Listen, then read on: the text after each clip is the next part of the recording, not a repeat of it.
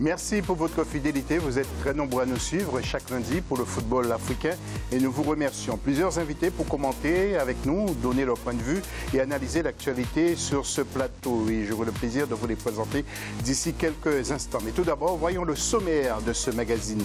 Nous parlerons des matchs allés de la Ligue des Champions, mais aussi de la Coupe de la Confédération qui ont lieu ce 14, 15 et 16 septembre. Le point dans quelques instants. Deuxième grand titre, eh bien, ça sera un dossier consacré à la professionnalisation du football sur notre continent. Y a-t-il urgence? Nous verrons dans quelques instants. Et nous parlerons aussi de formation. Et puis, troisième grand point, il sera aussi question de football féminin dans la troisième partie de l'émission avec un retour sur le mondial dames des U20, le Ghana. Nous parlerons de ce pays qui a été impliqué dans une affaire de pot de vin. Et puis, nous parlerons du congrès de la FIFA sur le football féminin en Afrique. Nos invités, eh bien, tout d'abord, il s'agit de Michel Kolani. Michel Kolani qui est à ma gauche, qui est consultant de sport. Il est togolais. Bonsoir Michel. Bonsoir José. Et puis deuxième invité, c'est Charles Toplé, à ne plus présenter. Il est connu, entraîneur de foot, mais ancien pro au Togo. Il fallait lui demander une permission de passer lorsqu'il était joueur professionnel. Il était défenseur. Bonsoir monsieur Charles Toplé. Bonsoir José et bonsoir à tout le monde. Et puis nous attendons Nordine Kourichi, ancien défenseur de la sélection d'Algérie, mais qui a joué aussi dans le championnat français. Et il nous parlera de la professionnalisation de ce football, mais aussi de la formation. Nordine aura beaucoup de choses à nous dire. Nous allons nous adresser aux internautes maintenant.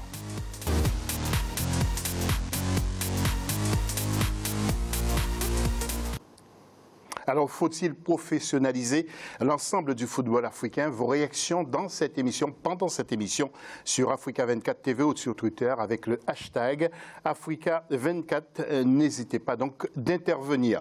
Ouvrons cette édition avec à la une.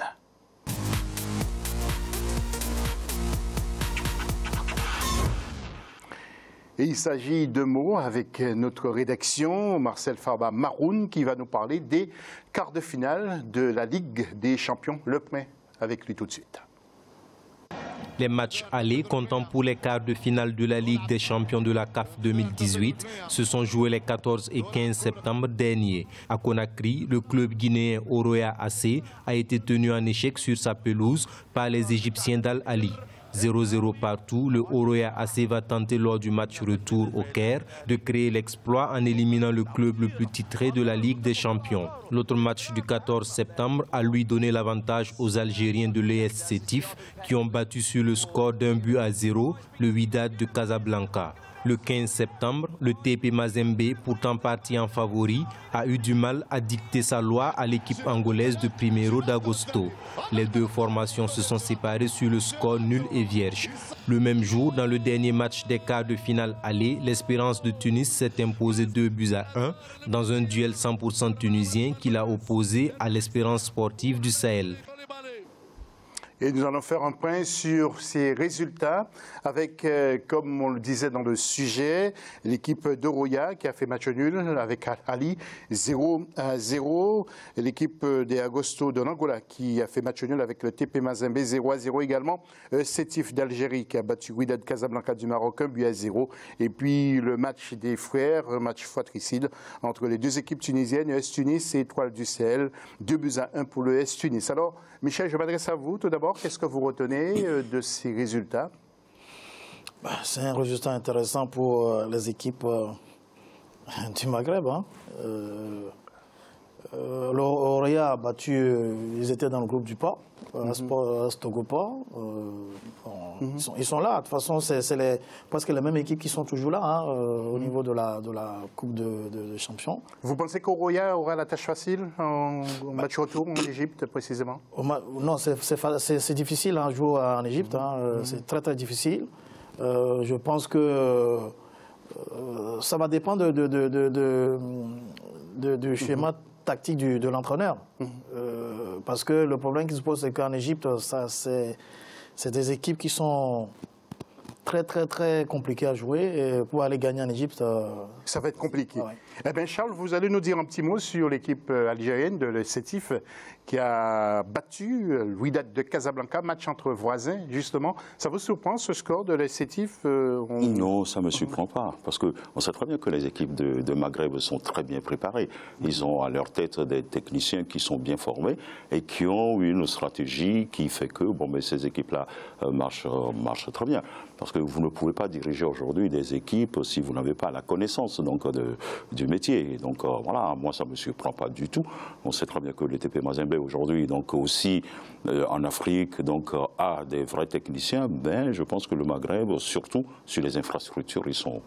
Parce que si vous avez des infrastructures adaptées, vous pouvez faire aussi de bons travail et vous pouvez aussi mettre des choses à votre niveau. Moi, je pense que chaque entraîneur aujourd'hui, avec sa compétence, sa formation et sa philosophie de jeu et sa stratégie, je pense que les pays du Maghreb, désolé de le dire, mais ont déjà pris un peu d'avance sur nous. Oui, tout à fait. Alors, donc, match retour, Sétif Wydad Casablanca au Maroc, Wydad qui reçoit le Sétif. Alors, messieurs, 2 réactions, et puis il y a le TP Mazembe qui a fait match nul avec l'équipe angolaise d'Agosto, 0-0. Mais le match retour se jouera en RDC, ça va être très difficile pour l'équipe angolaise. Alors, 2 réactions, c'était après le tirage au sort de ces quarts de finale. Tout d'abord, Mohamed Youssef, directeur de l'équipe d'Al-Ahly. Écoutez ce qu'il avait confié à nos confrères. Nous sommes prêts à affronter n'importe quel adversaire. Oroya est une très bonne équipe, mais comme toutes celles qui se retrouvent en quart de finale. Qui veut gagner le titre? C'est que chaque étape est difficile. Jouer en premier à la maison ou à l'extérieur n'a pas grande importance. Al-Ahly a remporté 7 fois la couronne. D'autres réactions, c'est Frédéric Kitanje, directeur général du TP Mazembe, après le tirage des quarts de finale. Écoutez ce qu'il a confié. Nous sommes très heureux de jouer contre Primeiro de Agosto. Ce sont nos voisins et nous avons de très bonnes relations avec eux. Les Congolais et les Angolais sont des amis et des frères. Nous sommes sereins, sans appréhension particulière, convaincus, une fois encore, que la demi-finale est à notre portée et la finale dans la foulée. Voilà, le TP Mazembe qui est très confiant. Charles, est-ce que vous êtes surpris? Non, je ne suis pas surpris. Non, j'ai confiance au tout-puissant Mazembe, puisque j'ai déjà croisé cette équipe-là, et ils sont toujours là, alors que certaines équipes, comme l'Étoile filante ou d'autres, ont disparu de la circulation. Je pense qu'ils ont une bonne organisation, ils ont des gens qui sont très professionnels à la tête de cette équipe-là. Ça ne me surprend pas du tout. Oui, et du côté du Togo, c'est seulement l'AS Togoport qui sort un peu de l'ordinaire. Oui, sinon, comme disait Charles, l'Étoile filante a disparu. Toutes ces grandes équipes ont disparu. La différence, c'est que l'Étoile filante, c'est un club d'une ville, alors que l'AS Togoport, c'est un club d'une société d'État. Il y a une grosse différence. Du coup, déjà, dans le championnat, ils plombent le championnat parce que les clubs de la ville, ils n'ont pas de moyens, mais par contre, les clubs des sociétés, on leur donne des moyens. Mais ils ne sont pas en coupe, ils sont éliminés. Ils sont éliminés, Je vais intervenir un peu sur ça. Quand on parle du Togoport, puisque moi-même qui suis en face de vous, j'ai été capitaine du Togoport pendant des années avant de venir en Europe. Mais quand on me dit que cette équipe est devenue aujourd'hui une équipe civile et qui n'a pas d'infrastructure, non mais c'est en sérieux. J'ai vu le Togoport, je suis allé, j'ai regardé le match. Mais ils n'ont pas des infrastructures adaptées à Togoport. Ils sont obligés d'aller s'exiler sur d'autres terrains pour s'entraîner. Et non. Or que le tout-puissant Mazembe aujourd'hui, que je... Des structures. Des structures. Et ils ont des hommes à la tête donc, de ce club-là. Non, il ne faut pas comparer, ce qui n'est pas comparable, cher José. Merci Charles. Deuxième compétition, deuxième épreuve, c'est la Coupe de la Confédération. Faisons le point justement sur ces quarts de finale aller avec la rédaction d'Africa 24. La phase allée des quarts de finale de la Coupe des Confédérations africaines de football s'est jouée ce 16 septembre 2018. 4 affiches étaient au rendez-vous. La première, opposant les Rwandais du Rayon Sport FC au Nigérian Denimba FC, s'est soldée par un score nul et vierge. Le club athlétique Renaissance Aiglon de Brazzaville a été battu à domicile par les Marocains du Raja Club Athlétique 2-1. Il faut attendre le retour des vestiaires pour voir l'ouverture du score côté marocain signé Soufiane Rahimi. Les Congolais reviendront au score grâce à Kabwe Kivutuka, mais se feront surprendre à 10 minutes du terme par l'intermédiaire de Mahmoud Benalib. Le derby maghrébin mettant aux prises Al-Masri à l'USM d'Alger a vu la victoire des Égyptiens. C'est l'attaquant Mahmoud Wadi qui a permis à ses coéquipiers de l'emporter sur la plus petite des marges. La rencontre AS Vita Club Renaissance Sportive de Berkane a été la plus prolifique dans cette phase. Les Congolais se sont en effet imposés 3-1 face à des Marocains qui ont pourtant ouvert le score grâce à Aziz. C'était sans compter sur l'efficacité de Moundele qui s'est offert un doublé avant la troisième réalisation signée Djouma Chabani. Le suspense demeure entier avant les matchs retour prévus le 23 septembre 2018. En tout cas, de très belles compétitions en Afrique. Nous allons voir le tableau de ces résultats des quarts de finale de la Coupe de la Confédération avec le Cara de Brazzaville qui a perdu devant le Raja de Casablanca. Il y a Vita Club qui a écrasé l'équipe de la Renaissance de Berkane, l'équipe marocaine, sur le score de 3-1. Autre résultat, c'est le nul.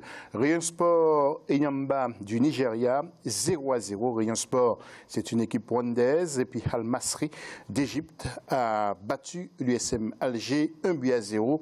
Alors, bien sûr, là aussi, Michel, le match retour, c'est en Algérie.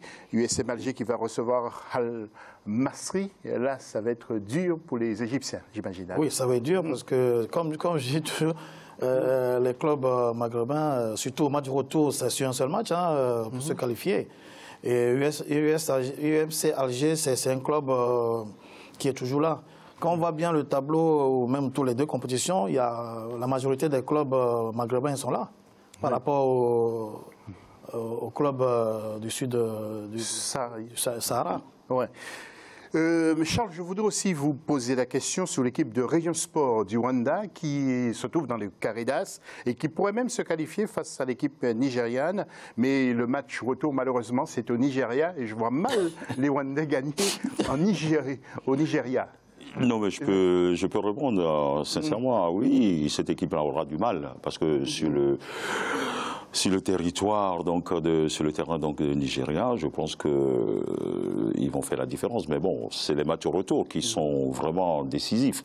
Donc ces équipes-là qui ont gagné au match aller à l'extérieur, bon, ben, quand ils vont aller dans les équipes, enfin, chez les voisins après pour les matchs au retour, ça va être compliqué un peu pour ces équipes-là. Là, je pense que... Oui, tout est faisable. Tout est faisable. Dans le football, tout est faisable. Oui. Vous savez, les matchs à domicile comme à l'extérieur aujourd'hui, il ne faut pas calculer. Parce que bon, ben, quand vous êtes bien organisé et que vous avez une stratégie, une philosophie de jeu adaptée et tout, bon, ben, tout est possible dans le football moderne. Il n'y a pas de souci là-dessus. Et puis Vita Club qui bat l'équipe de Berkane 3-1. C'est bien parti pour les garçons de Florent Ibengue, qui est également sélectionneur de la sélection de RDC. Et puis Cara de Brazzaville qui a perdu face à Raja Casablanca. Match retour, c'est au Maroc face au Raja. Ça va être difficile également pour l'équipe de Brazzaville. Une image avant de fermer cette première partie de l'émission. Nous apprenons que le sélectionneur du Gabon, l'Espagnol José Antonio Camacho, n'a pas été reconduit à son poste et son contrat sera bien expiré fin novembre. Information recueillie auprès du ministre des Sports gabonais, Alain-Claude Bizé. Après la défaite 1-0 face à la Zambie en match amical mardi 11 septembre, le stade de l'Amitié qui contient 40 000 places était quasiment vide lors de ce match contre la Zambie. Le ministre des Sports a convoqué la FEGAFOOT, Fédération gabonaise de football, et a indiqué que nous n'acceptons pas les contre-performances de l'équipe nationale. Antonio Camacho, ancien joueur du Real de Madrid. Comme quoi, il n'a pas suivi le même chemin que Zinedine Zidane, Michel. Non, pas du tout. Et puis bon, de toute façon, on s'y attendait. Le Gabon, maintenant, aujourd'hui, il conçut un seul joueur, c'est Pierre Aubameyang. Mais bon, lui tout seul, il ne peut pas rien faire. Mais c'est vrai que si vous jouez un match amical, il n'y a pas de spectateurs au stade. C'est que la sélection a boudé par les Gabonais. Oui. Charles, un petit mot rapide à propos de José Antonio Camacho, qui a été limogé. Il a été un grand joueur, mais est-ce qu'il a vraiment la carrure d'un vrai sélectionneur en Afrique? Je ne pense pas. Parce qu'il ne faut pas oublier que l'Afrique est spéciale.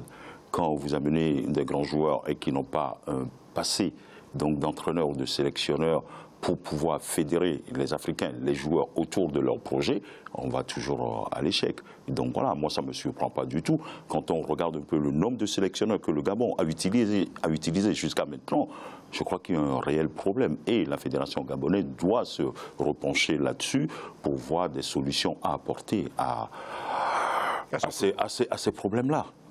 Merci Charles, merci Michel Colani, Charles Toplé. Dans la deuxième partie de l'émission, nous allons recevoir Nordine Koichi, ancien grand défenseur. Vous allez voir les épaules. Et il a joué à Valenciennes et dans d'autres grands clubs français. C'était un grand défenseur. Il viendra nous parler de la professionnalisation du football en Afrique. Est-ce qu'on doit intervenir très rapidement pour changer les statuts? Et puis il nous parlera aussi de la formation. Il a des mots à nous dire. À tout à l'heure pour la deuxième partie.